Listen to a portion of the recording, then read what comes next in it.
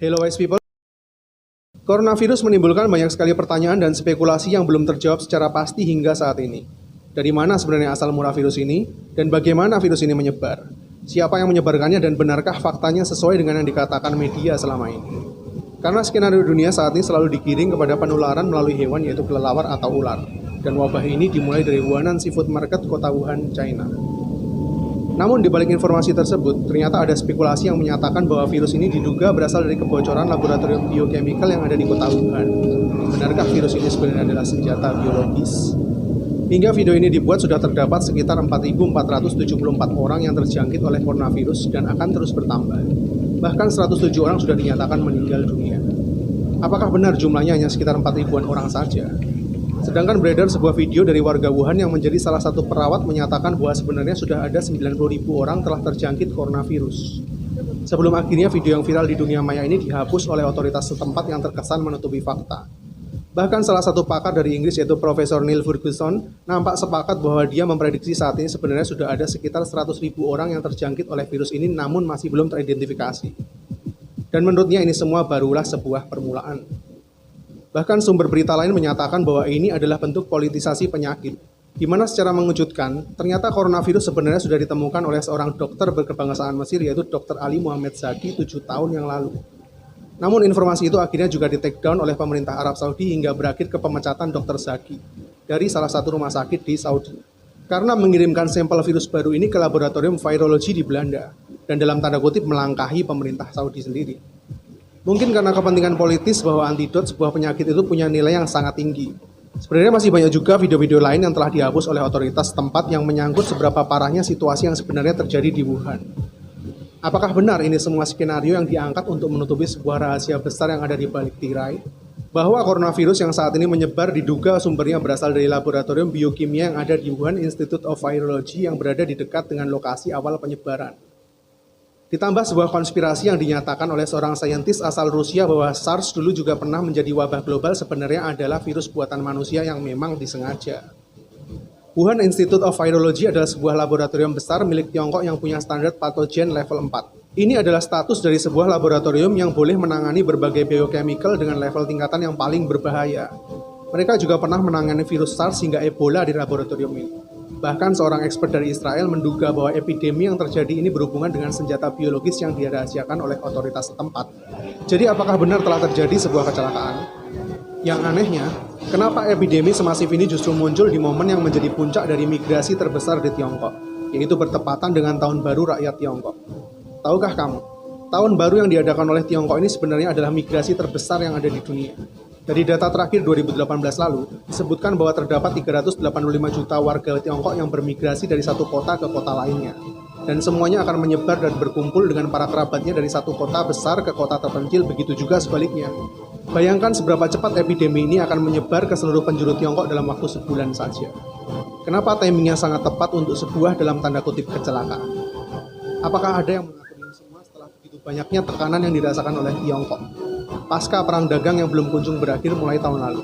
Kemudian terjadi huru-hara di Hong Kong yang belum juga selesai. Dan kini sebuah epidemi virus yang punya skala lebih besar lagi. Sehingga saat ini kondisi perekonomian Tiongkok menjadi semakin terperosok hingga mencapai titik stagnan perekonomian terendah selama 27 tahun terakhir. Setelah digadang-gadang akan menjadi negara dengan perekonomian terbesar di dunia mengalahkan Amerika pada tahun 2030 nanti. Ada apa dengan Tiongkok sebenarnya? Well, bagaimana perasaanmu setelah mendengar semua mimpi buruk barusan?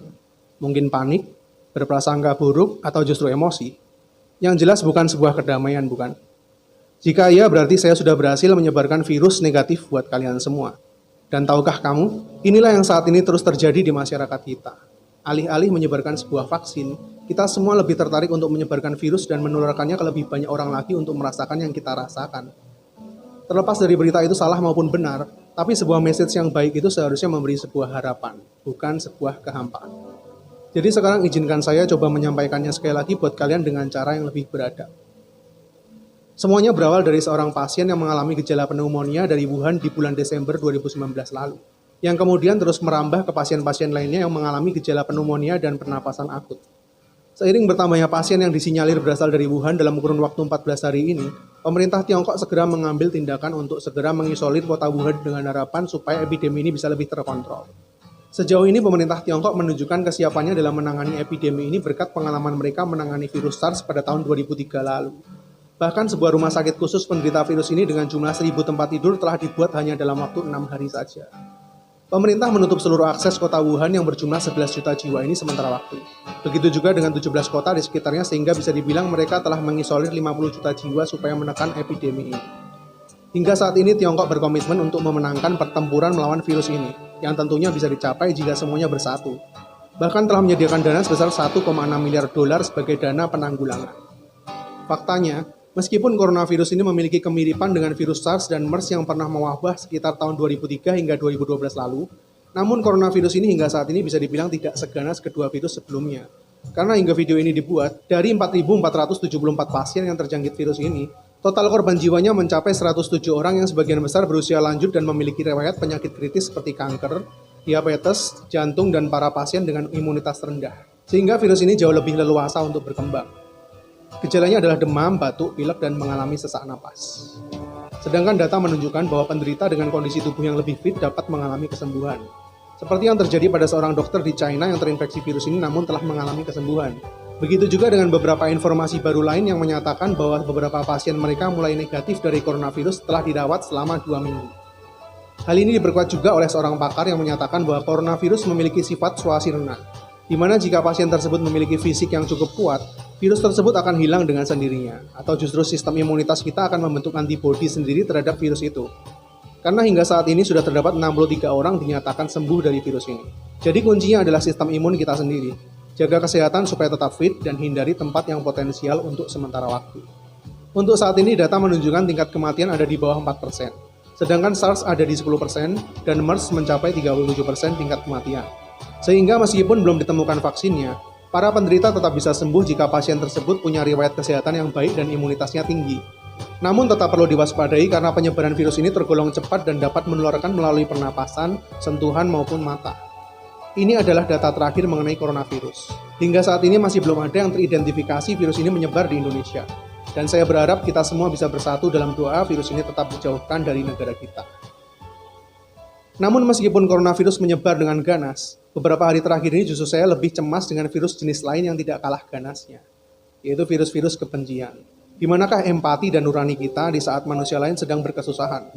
Kita semua manusia sama-sama punya dosa. Bukan manusia yang menentukan siapa yang pantas mendapatkan azab. Karena kita sesama manusia tinggal di bumi yang sama. Apa yang terjadi pada orang lain juga tetap bisa terjadi pada kita. Tetaplah rendah hati, bro. Epidemi virus ini adalah bencana berskala global. Bukan berarti tidak mungkin menyerang negara kita juga. Bahkan apa yang terjadi di Tiongkok saat ini kalau diterusin, dampak perekonomian mereka bakal memicu krisis global di seluruh dunia loh. Karena saat ini Tiongkok adalah salah satu pendorong terkuat ekonomi yang ada di seluruh Asia dalam berbagai sektor. Manusia satu akan selalu membutuhkan manusia lainnya. Dan perbedaan itu yang membuat kita tetap berada di dalam sebuah siklus kehidupan. Seperti halnya rantai makanan maupun bumi yang terus berputar. Kita semua related satu sama lain meskipun berbeda. Tidak cukupkah kita mengawali awal tahun 2020 ini dengan berbagai macam tragedi? Mulai dari banjir di ibu kota, kebakaran di Australia, gempa bumi di Puerto Rico, ancaman World War III antara Iran dan Amerika, climate change parah di Eropa, puluhan juta belalang menghabisi hasil panen di Afrika dan epidemi virus corona di China. Dan semuanya ini terjadi hanya di bulan pertama tahun 2020 ini.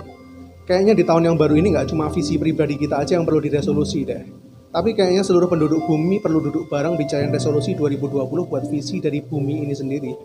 Karena sejujurnya bumi ciptaan Tuhan yang telah diciptakan harmonis, sempurna dan indah ini kodratnya setiap hari juga terus dirusak oleh virus-virus yang paling jahat. Dan kayaknya nggak bakal ada vaksinnya, yaitu manusia dengan semua egonya.